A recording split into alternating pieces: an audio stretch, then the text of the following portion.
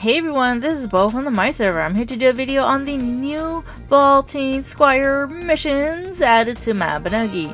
This is a new addition to the game and it is definitely worth checking out because you guys are going to be getting lots and lots of EXP for doing these missions. Now, if you guys go to the Mabinogi website, you will see that it's talking about the Baltane missions, and there's a total of 4 new missions. You guys can get levels starting from level 60 up until 99. 60 because you have to be current level 60 to do these missions, and you won't get any more EXP after 99. Now here, to do the missions, you guys will have to talk to Schwan, and he's going to be the one that will be giving you the missions at no cost to you guys. Here is the 4 new missions you guys can do. There is the Avalon Bridge, there's Nowhere to Run, and then you have Knights of the Round Table, and then finally you have Gatekeeper. So those are the 4 new added missions you guys can do.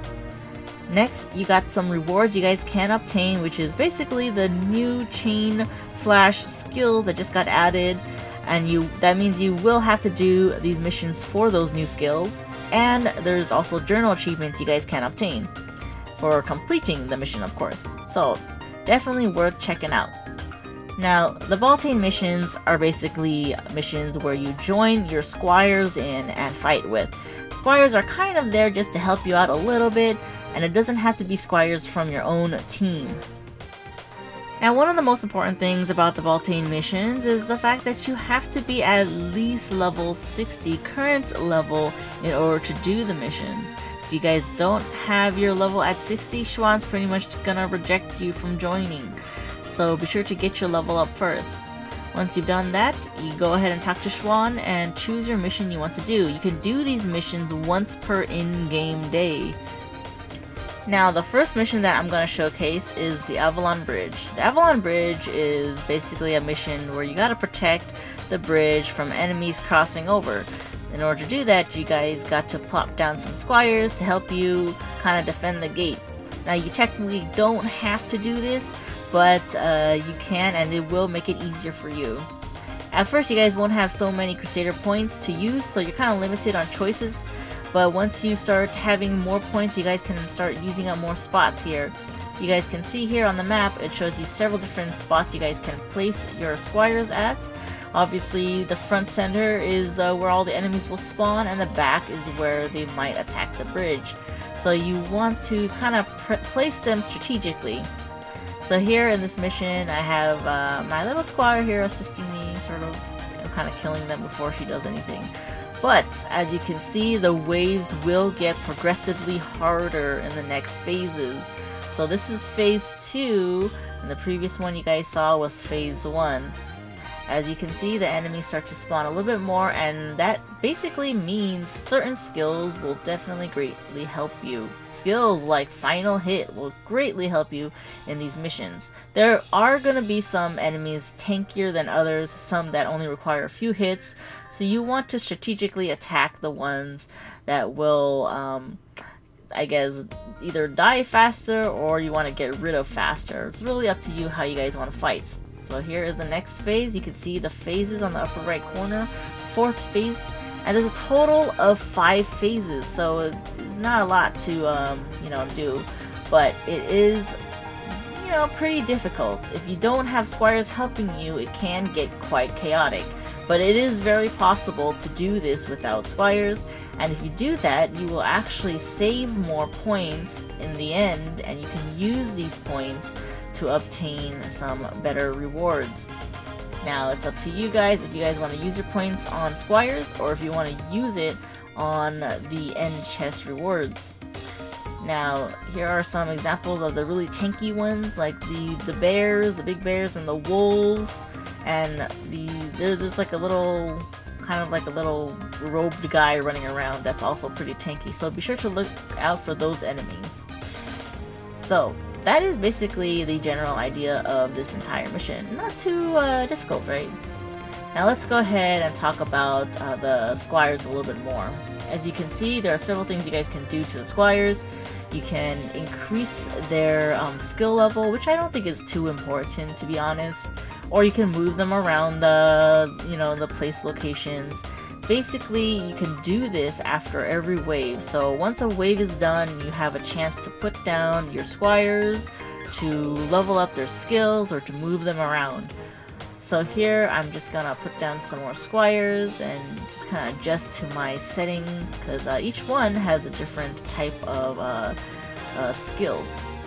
So for example, you guys can take a look at the skills here. Kana is probably the first person you guys may be using, and she doesn't require too many Crusader points, but she just attacks enemies closest to her. The next person on the list is Earlies.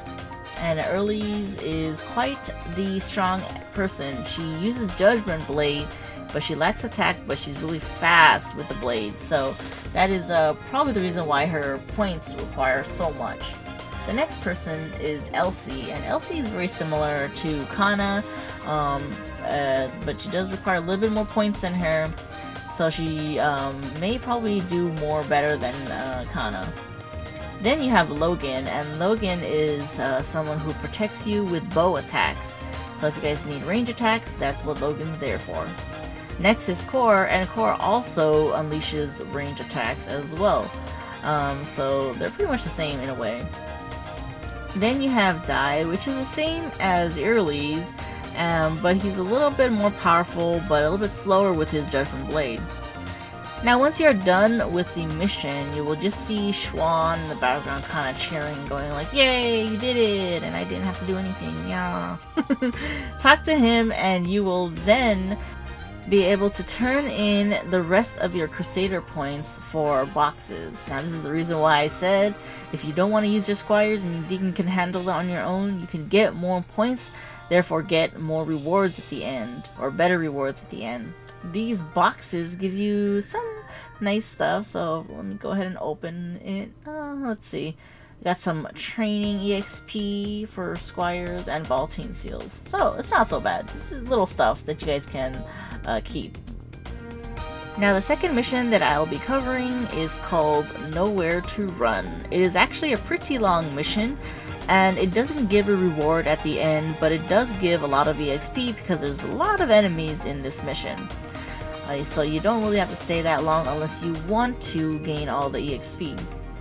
Now in this mission you will see that there are several waves of enemies just kind of slowly walking to the Avalon Bridge. It is not really hectic as the Avalon Bridge mission. In this mission you will see a bear occasionally spawn after every 50 kills. So that is one thing to look out for. That bear is probably the one that will be quite tanky and you'll need to take out. Other than that, this mission is mostly here for you guys to gain some EXP in from enemy kills, as well as some training points for your skills. Now, for the Baltane missions, a really important tip is to invest in an explosion resistance gear set. You guys will be encountering a lot of enemies that explode, so the best way to kind of, not get bothered by that is to get an explosion resistance set. So that way when you attack things and things explode, you won't get knocked back all the time. You can continuously keep attacking things and completely be fine from all the explosions. Some gear sets are Dustin armor sets. There is the Bone Marin as well as the Colossus. And you can also get an enchant that comes from the hot air balloon for explosion resistance.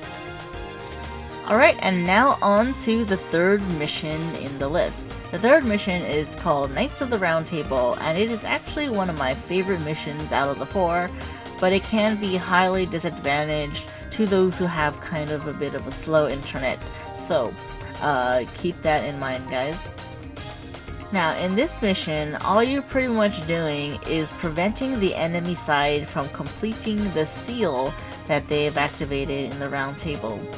So in order to do that, you want to get to the round table as quickly as possible, kind of break through the spikes, because it's kind of in the way. That's the only thing you can really do, is kind of break through the spikes. And you want to kill the enemies inside of the round table area, because they're causing the seal to grow. You can see on the upper right side where it says rate of damage to charm. You want to stop that and prevent it from getting to 100. So you gotta fight these enemies and get them out of the way, and they'll be like, alright, Now you have to protect them. So once you've cleared the enemies here, boom boom, get them out of the way. Some of them could have been deadly. Yep, there he is, deadly anyway.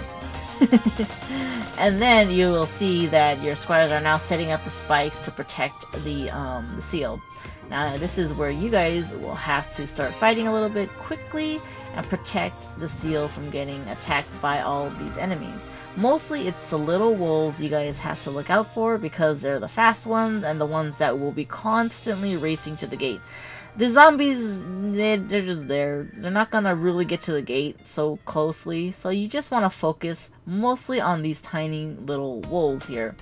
So all you're gonna do is just literally spam attack as fast as possible. This is the reason why I said for those who have slow internet, it can be really difficult to target all of these enemies at once.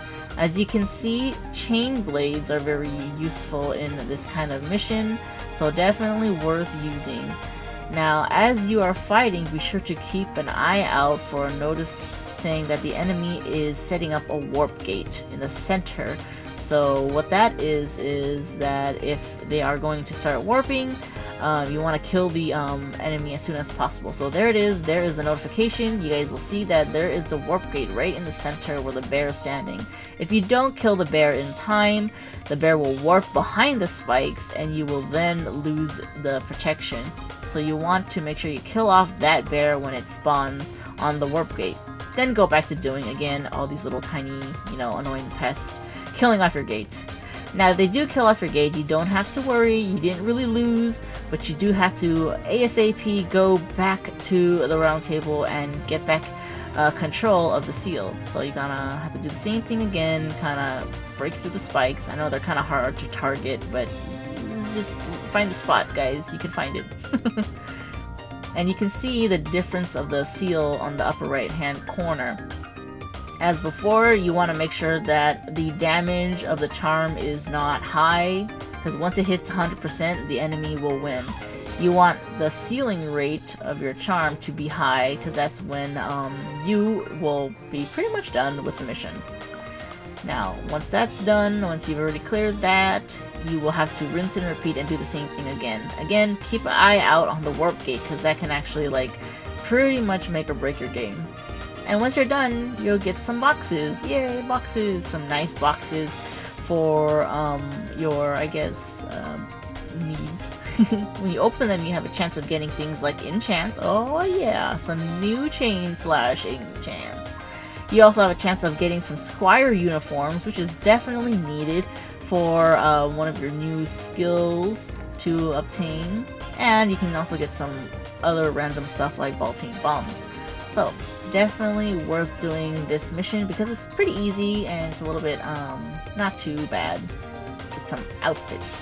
Now these outfits are pretty easy to give to the squires. You just give it to them on their birthday. Drag and drop on their face or head or wherever and gift it to them. Now you gotta give it to them on a certain day of their birthday, so you don't want to give it on the wrong day and you don't want to give the wrong present to the wrong person. So if you look at the uniform, it will tell you their birthday and it will tell the squire's name.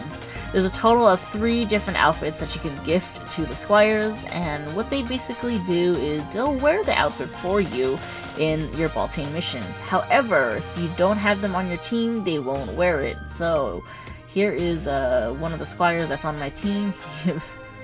He's gonna wear an outfit for me, yay.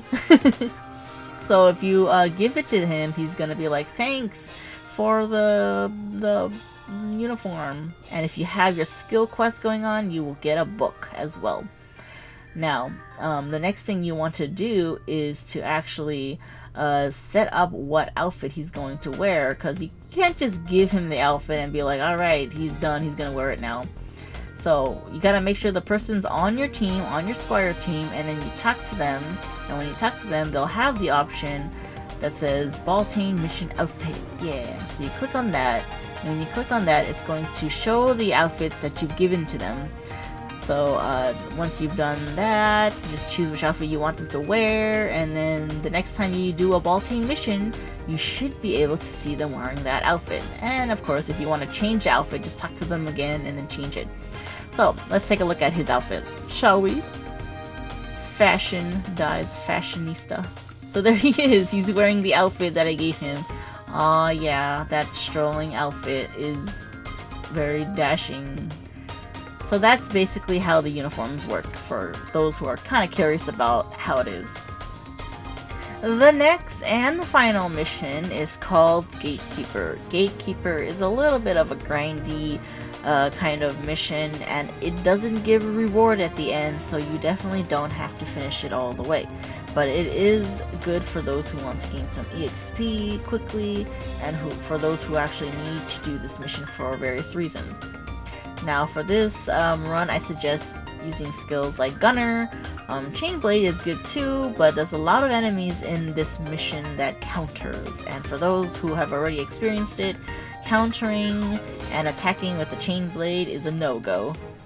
Now here, for this mission, you will just be attacking enemies at all different areas in the Avalon area.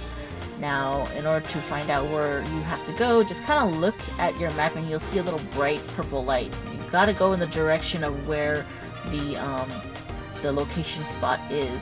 So it's really hard to explain unless you actually do it yourself, but as you can see, here I'm gonna look and there is the purple gate to my right. I'm gonna go to the warp gate to my right, and then boom, I'm already here. Now technically you guys do not have to use the warp gate. If you have a pet, you can kind of just ride your pet all the way to that spot, but the warp gate should be quicker. But some people kind of lag and then, you know, they get like annoyed by all the flashing lights. So you guys are free to do whatever you want if you guys prefer to just ride your pet to the other side.